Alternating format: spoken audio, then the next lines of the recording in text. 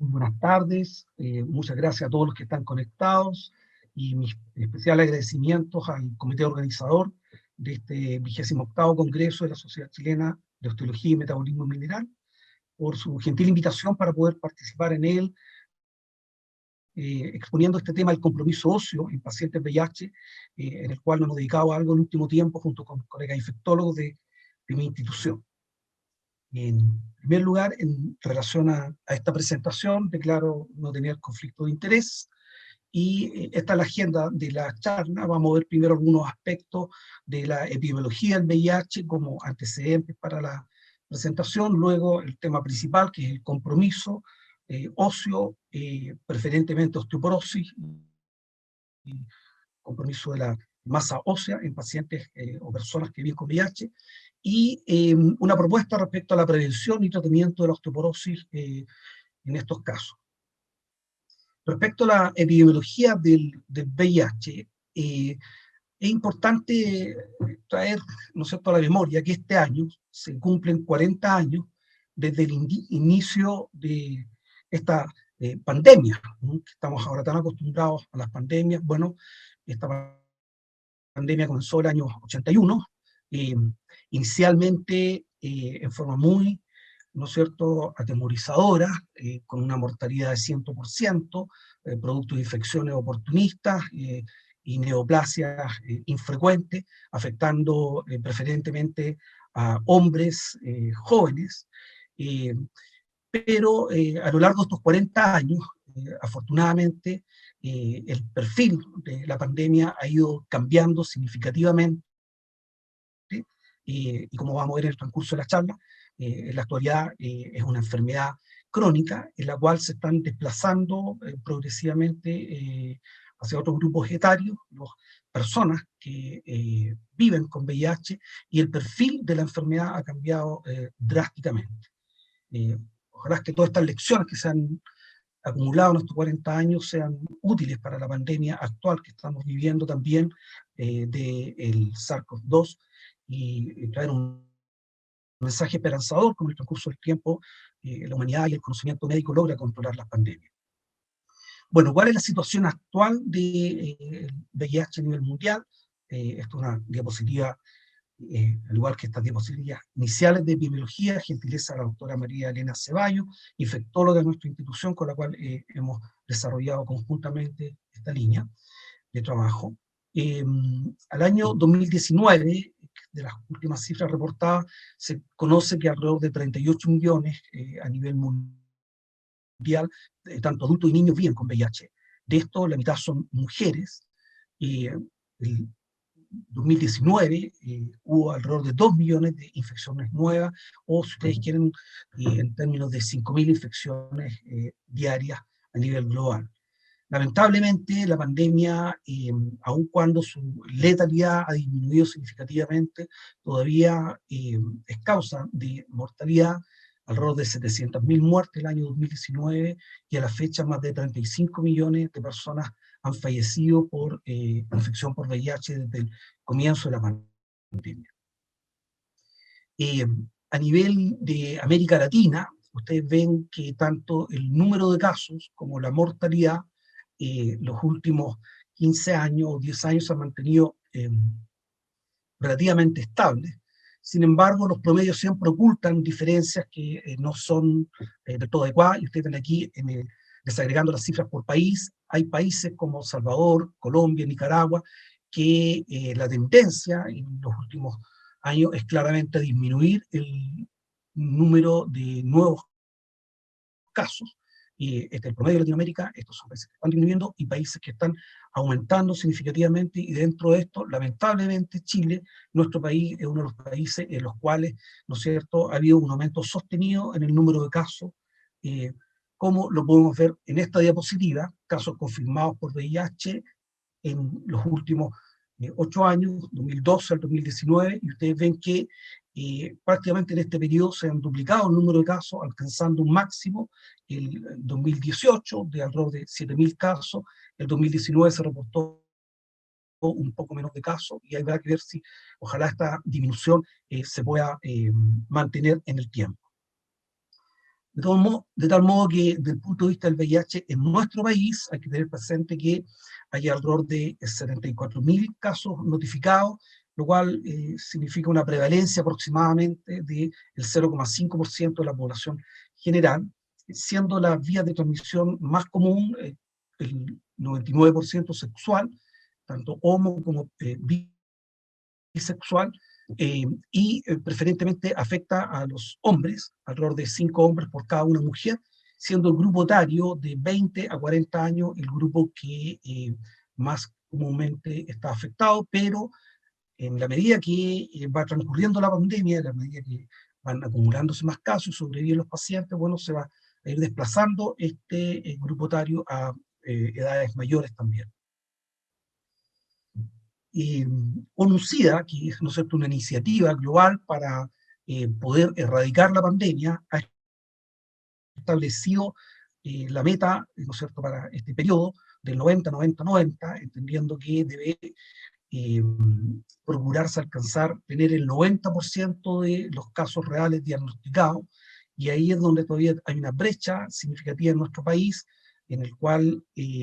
por razones varias, y quizás aguizadas ahora por la pandemia del SARS-CoV-2 que nos aqueja,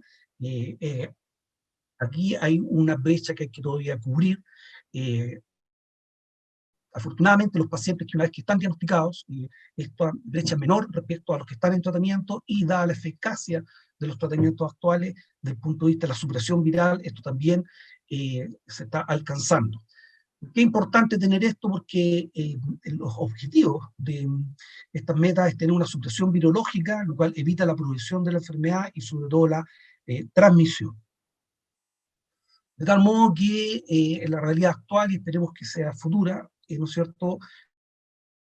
los pacientes van siendo cada vez portadores de una infección crónica, con una expectativa de vida que es similar a la población en general, dada la eficacia de los tratamientos antirretrovirales. Y se espera un aumento progresivo de las personas viviendo con VIH en Europa. De hecho, un tercio de estas ya son mayores de 50 años, proyectándose que van a ser alrededor de 3/4 a finales de esta década. Y el perfil clínico, como decíamos anteriormente, entonces, de la infección por VIH y de la pandemia misma, ha cambiado de las patologías iniciales que veíamos de infecciones oportunistas, neoplasias raras, a un acúmulo progresivo de patologías crónicas, del tipo de enfermedad cardiovascular, diabetes mellitus 2, disfunción cognitiva, otras neoplasias, daño hepático renal, hepático, y lo que nos convoca a nosotros, por lo que vamos a ver ahora en la segunda mitad de esta charla, un riesgo aumentado de osteoporosis. Entonces, habiendo revisado aspectos de la epidemiología, veamos cómo el compromiso óseo, el VIH, que es preferentemente vamos a extendernos en el ámbito de osteoporosis y mencionar algunos otros tipos de compromisos. Desde el punto de vista de la osteoporosis, desde la segunda ya y tercera década, ¿no es cierto?, de evolución de la pandemia, finales de los 90, comienzos del 2000, se empiezan a desarrollar progresivamente estudios para evaluar este compromiso óseo, que, como veremos luego, era plausible plantear por múltiples mecanismos. Y los estudios iniciales son preferentemente con densitometría, con variados criterios para definir entonces lo que era osteoporosis o un compromiso de la masa ósea. Y acá hay un metaanálisis publicado en 2006 que resume, en mi opinión, bastante bien lo que entonces se veía y lo que posteriormente también se ha reproducido. Cuando se comparan sujetos portadores de VIH versus controles, claramente los primeros, los pacientes con VIH, tienen un riesgo aumentado de sufrir osteoporosis, el cual ha sido estimado del orden de 3 a 4 veces más frecuente. Ahora, cuando comparamos dentro de exclusivamente pacientes con VIH, también hay una heterogeneidad desde el punto de vista de este compromiso en cuanto a aquellos que están recibiendo terapia versus sin terapia todavía. Y los pacientes que están en terapia tienen, versus los que están sin terapia antirretroviral, un riesgo aumentado, ¿no es cierto?, que se ha estimado del orden de alrededor de 2 veces a 2 veces y media. También, dentro ahora de los pacientes que están en terapia, no es lo mismo el tipo de terapia que están recibiendo, y acá, en este metaanálisis, entonces, de acuerdo a los fármacos ahí disponibles, ¿no es cierto?, se ve una diferencia entre los pacientes con VIH en terapia antirretroviral que estén recibiendo inhibidores de proteasa versus sin inhibidores de proteasa,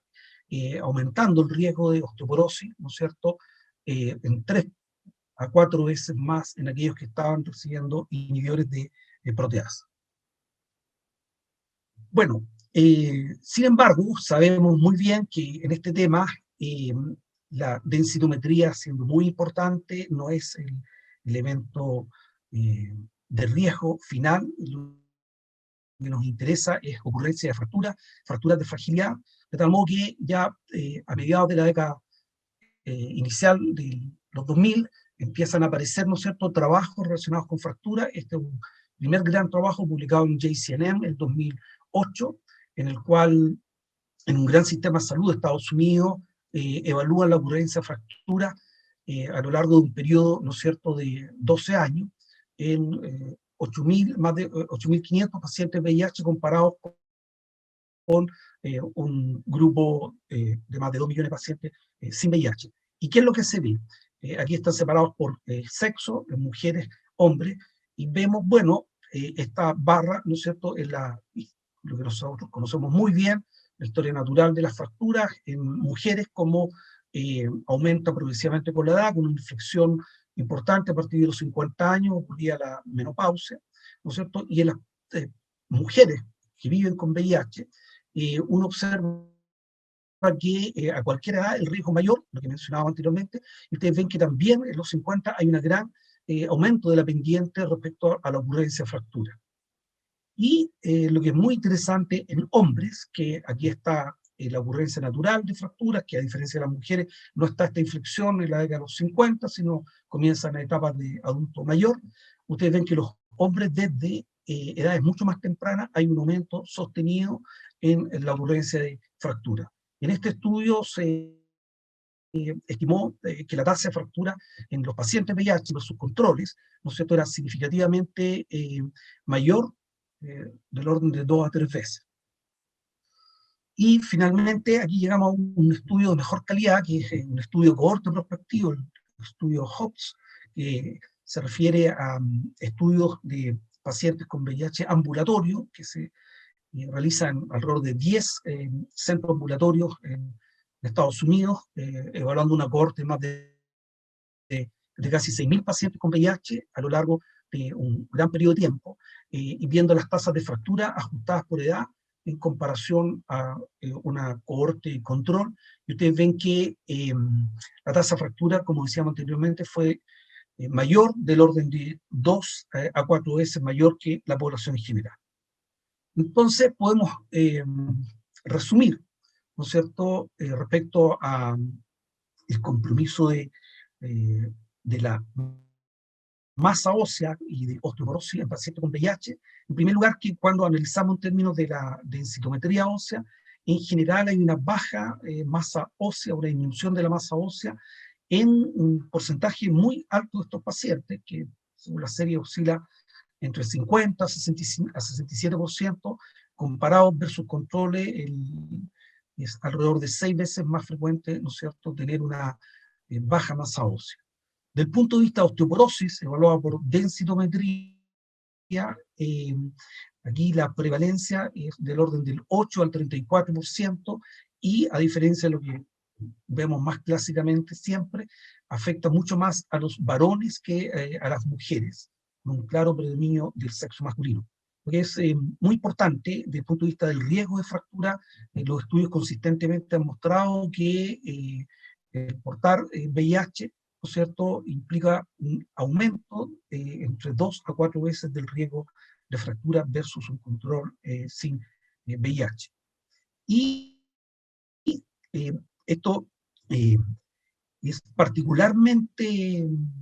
importante tener presente que durante el primer año de inicio de la terapia antirretroviral, hay una pérdida ósea acelerada que puede, según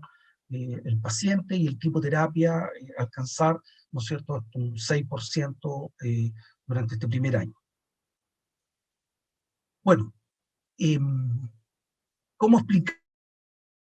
este compromiso óseo en los pacientes con VIH, este riesgo de osteoporosis y de fractura? La verdad que hay que tener presente que estos pacientes comparten, ¿no es cierto?, los factores de riesgo tradicionales que sabemos de osteoporosis, como la edad, la raza, la influencia de la raza, más común en caucásicos que afroamericanos, asiáticos, baja índice de masa corporal, la ocurrencia de alguna fractura previa, hábitos saludables no muy buenos, como uso de alcohol, tabaco, la posibilidad de fármacos, pero hay factores que son ya no tradicionales, sino son más bien relacionados con la infección de VIH, que se han detectado que inciden en este compromiso más frecuente óseo en estos pacientes. Y entre estos destacan la terapia antirretroviral. Como veíamos, hay determinados fármacos que son más negativos para el hueso que otros, coinfecciones de otros virus, hepatitis B y hepatitis C, que se sabe que pueden afectar también por distintos mecanismos la salud ósea, un bajo nivel de linfocitos CD4, que es un marcador, ¿no es cierto?, de la severidad de la infección, una mayor ocurrencia de hipogonadismo en varones por distintas causas, y uno de los factores que sabemos común para también otros tipos de osteoporosis, pero aquí está bastante exacerbado, es el efecto de la inflamación crónica y distintas citoquinas que pueden, a través de este mecanismo, afectar negativamente al hueso. Hay también, ¿no es cierto?, otros factores más específicos, como puede ser la deficiencia de hormona de crecimiento, abuso de sustancias, y hemos puesto acá como común a ambos la deficiencia de vitamina D, que sabemos que es muy prevalente en nuestra población, y en estos pacientes con VIH, por distintos mecanismos, esta deficiencia podría ser aún mayor. Bueno, motivado por toda esta evidencia, porque he estado mucho tiempo también trabajando en el tema de la deficiencia de vitamina D en población general y en grupos específicos, infectólogos de mi institución me entusiasmaron, nos acercamos, evaluamos y quisimos entonces conocer en nuestro medio, y específicamente en nuestra institución, cómo era la presentación desde el punto de vista de la densidad mineral ósea y del estatus de vitamina D en pacientes que son diagnosticados con VIH antes de iniciar terapias, que estaban virgen de tratamiento. Cuando diseñamos estos estudios, hace unos 5 o 6 años atrás, todavía había un porcentaje importante de pacientes que había una latencia entre el diagnóstico y el inicio del tratamiento que podía extenderse hasta un año o más, dependiendo de las circunstancias. Y sobre todo a nosotros nos interesó para, de alguna manera, poder evaluar el efecto directo de la infección por VIH y su compromiso sobre la vitamina D en pacientes que no tuvieran ninguna causa secundaria conocida de osteoporosis. Para eso diseñamos, bueno, y este trabajo, como yo mostraba, está publicado en Calcified Tissue International a comienzos del 2019, para quienes quieran revisarlo con detalle. Pero básicamente, entonces, convocamos, aquí pido disculpas si no se ve muy bien, vamos, ¿no es cierto?, invitamos a participar, a que nos refirieran nuestros colegas, pacientes que pudieran cumplir estos criterios, y después de entrevistas y exámenes iniciales, en los cuales se excluyeron pacientes por distintas causas. Nosotros restringimos grupo etario a 18 a 50 años, que es el grupo mayoritariamente infectado, como ustedes saben, y también restringimos en la densitometría inicial que tuviesen un compromiso óseo inesperadamente muy severo, un Z-score de menos 3.0 o inferior. Con todo eso, al final nos quedamos con 70 pacientes reclutados. Y aquí están las características generales de estos pacientes. Todos fueron hombres, y aquí no hubo ningún sesgo de selección, sino que corresponde a lo que al menos en nuestra institución mayoritariamente se ve. La vía de transmisión sexual 100%, vean la edad promedio, 31 años, el rango, ¿no es cierto? El índice de masa corporal promedio, 24, con esa división estándar, un bajo índice de masa corporal, solo un 1,4%, la gran mayoría, un 74% fumadores, no excluimos aquellos que pudieran tener un abuso de alcohol, drogas ilícitas, 40%. Estos pacientes tenían más del 50% una exposición normal a la luz del sol, eh, usaban bloqueadores solares, un tercio de esto. Ahí están los valores de la ingesta cálcica promedio, iguales a la población general, subóptimo, ¿no es cierto? Una cosa muy importante enfatizar, el 84% de los pacientes eran etapa A, la etapa inicial de la infección, no tenían un avance todavía importante. De hecho, la media de linfocitos CD4 era 370 y carga viral elevada solo 36%. ¿Qué observamos entonces desde el punto de vista de los hallazgos bioquímicos?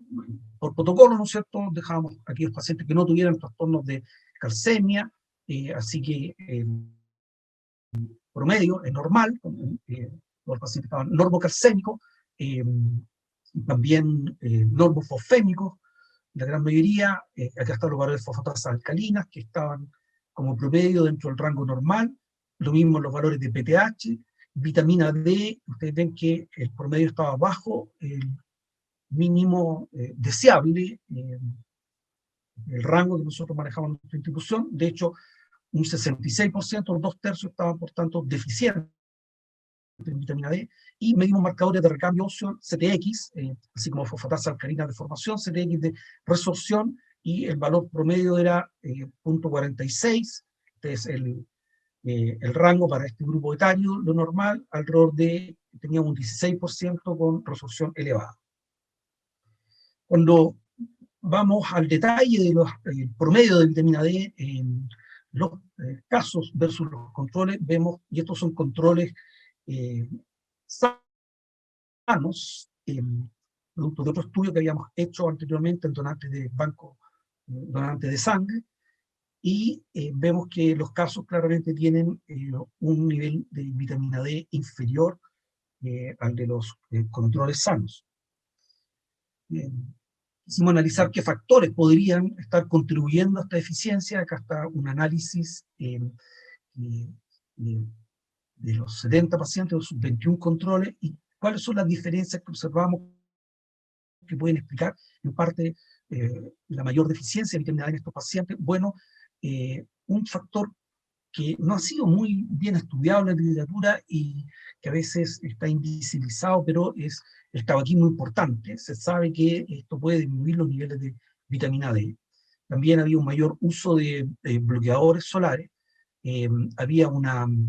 comparado con los controles sanos, también una menor exposición solar adecuada,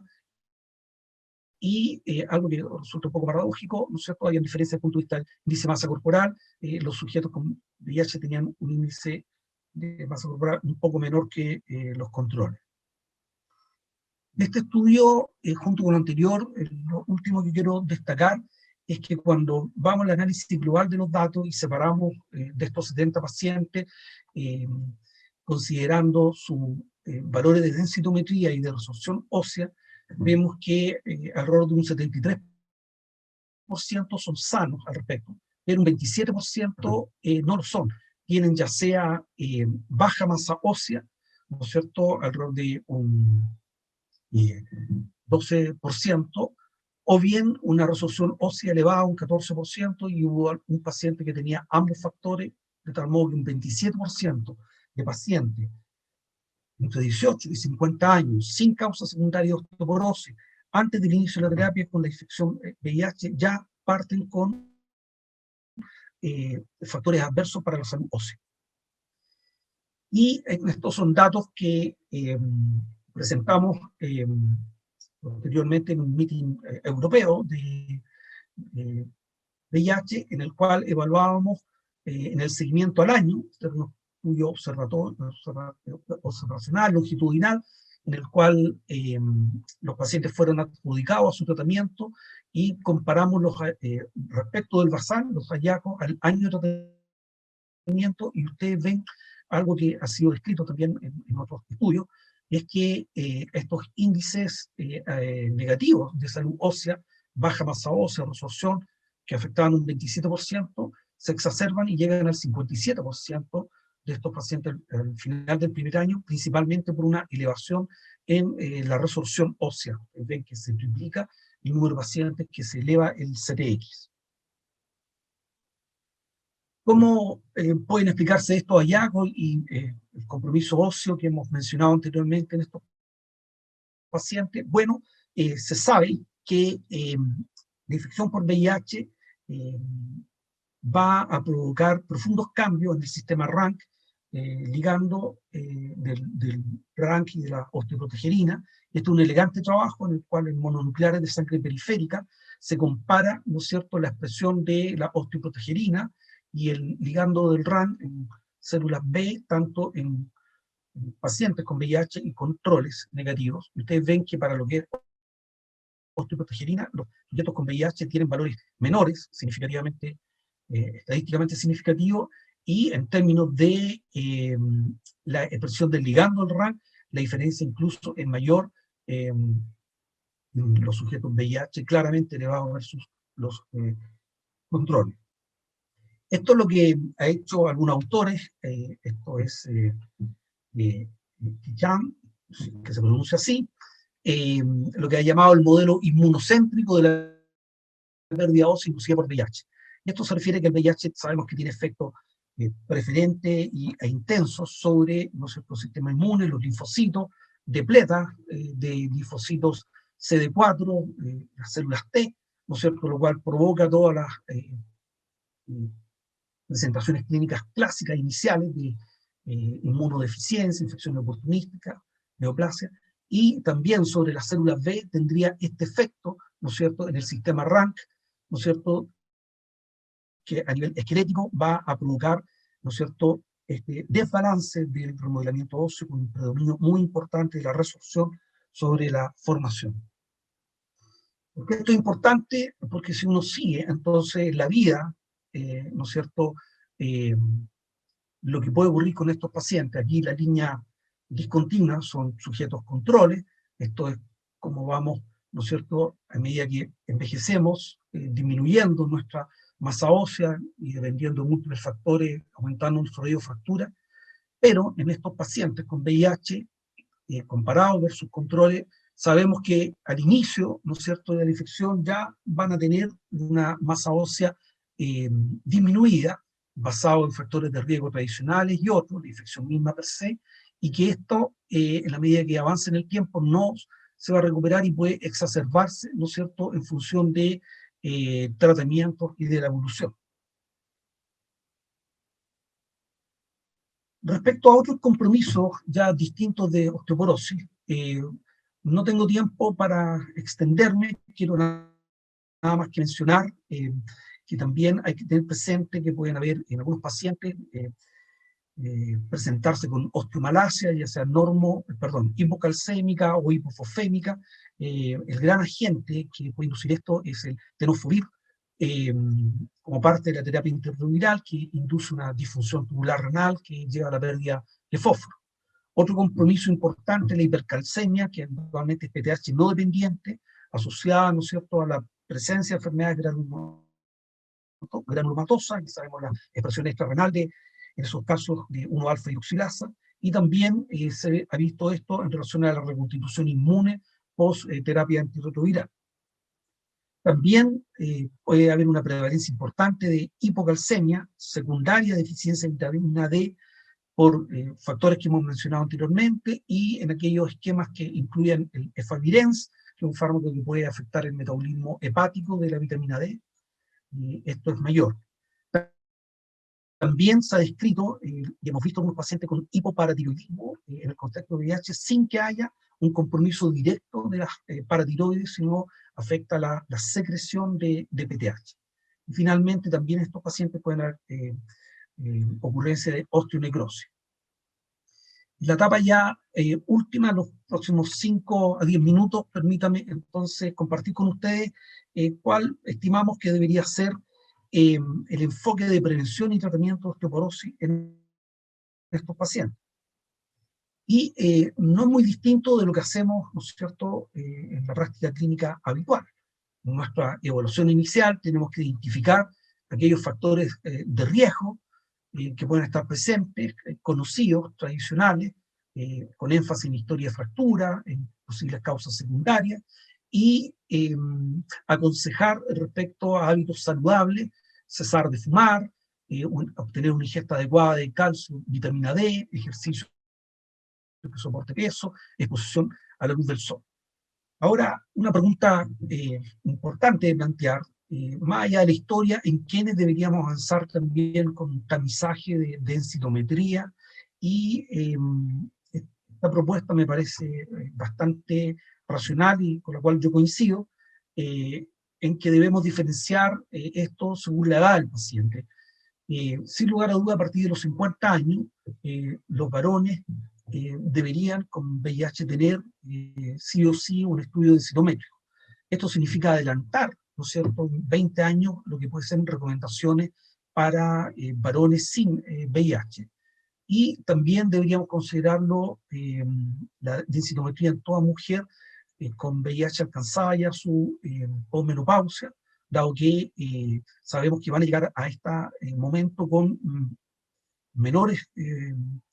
masa ósea, lo cual va a ser un detrimento para la exacerbación de la pérdida ósea que puede haber por el hipoestrogenismo en ese momento. También aquellos sujetos, ¿no es cierto?, que tengan historia de fractura, fragilidad previa, deberían tener una densitometría. Sin embargo, en mujeres premenopáusicas o varones menores de 50 años, o cuando no hay historia de fractura, la indicación de la densitometría parece menos justificada en un escenario de contención de costo. Probablemente uno puede esperar y eventualmente podría auxiliar la toma de decisión en esto el uso del FRAX. Bueno, en aquellos pacientes entonces que medimos la densitometría, perdón, la densidad mineral ósea por densitometría, el tratamiento o la estrategia de tratamiento van a depender, ¿no es cierto?, de los valores de la DMO en aquellos pacientes que no han tenido historia de fractura de fragilidad y tienen una DMO normal. Es solo aconsejable los aspectos del estilo de vida y deben continuar con su mismo esquema de terapia antirretroviral y eventualmente repetir esta densitometría en periodos de 2 a 5 años hacia adelante. En aquellos que tienen claramente, ¿no es cierto?, osteoporosis por densitometría o por fractura fragilidad, bueno, vamos a tener que hacer un estudio completo para descartar causas secundarias, y de estar presente esta hay que tratarlas, ¿no es cierto?, como lo habitual, y de no estar presente junto con los consejos de vida, con mantener en la terapia intramural, procurando esquemas que sean lo menos adversos para el hueso. Aquí hay que considerar intervención farmacológica, de los cuales, como vamos luego, los bifosfonatos son intervenciones que han sido más frecuentemente estudiadas. En aquellos que tengan, ¿no es cierto?, una DMO en rango de osteopenia o de baja masa ósea y sin fragilidad, historia de fragilidad, fractura, entonces aquí nos puede ayudar, por supuesto, el uso del FRAX para ver según el umbral de riesgo, si es que solo damos medidas generales y controlamos, o bien hay que ir a tratamiento, y algunos plantean que independiente del FRAX, en función de estos otros elementos, que no están todos capturados en el FRAX, podrían requerir estudio y tratamiento. ¿Qué sabemos de los bifosfonatos? El uso de bifosfonatos en los pacientes con VIH. Aquí están resumidos un metaanálisis bastante bueno, que muestra en intervenciones preferentemente con alendronato y zoledronato, que tienen efecto beneficioso después de un año de tratamiento, tanto a nivel de la DMO en columna lumbar como sobre cadera. Los estudios han usado solamente o preferentemente los cambios de la DMO o marcadores de recambio, y carecemos de estudios con desenlaces de fractura, en una forma análoga a lo que podemos tener en otros tipos de osteoporosis, como osteoporosis por menopausia, osteoporosis del varón, o inducida por corticoides con ensayos de gran escala. Así que la evidencia disponible indica que el uso de bifosfonato, alendronato y soledronato son eficaces para atenuar la pérdida de masa ósea y eventualmente en algunos recuperar. Otra estrategia que se ha planteado, aquí por razones de tiempo no he podido extenderme respecto al efecto específico de los distintos fármacos antirretrovirales, pero uno de los fármacos antirretrovirales que he mencionado como de mayor riesgo para el hueso es el tenofovir, inhibidor de la transcriptasa inversa, y para el cual existen dos formulaciones farmacológicas que son de distinto costo: el disoproxil, ¿no es cierto?, que es el original, es menor costo. Existe otra formulación que puede, al cual cambiarse con mayor costo, y algunos han planteado que eso puede ser una estrategia útil para evitar los efectos negativos sobre el hueso. Sin embargo, no hay mucho consenso al respecto, y aquí ustedes ven, les quise traer este trabajo en el cual se compara esta estrategia del el cambio versus usar en aquellos pacientes que uno ve que tienen un riesgo elevado y no es posible hacer este cambio por razones de costo u otro, el uso del soledronato, y en términos, acá ustedes ven, a las 96 semanas, ¿no es cierto?, desde el punto de vista de la cambio porcentual de la densidad mineral ósea, fue superior la intervención con el ácido zoledrónico versus el cambio. Para ir terminando, entonces, tenemos que tener presente que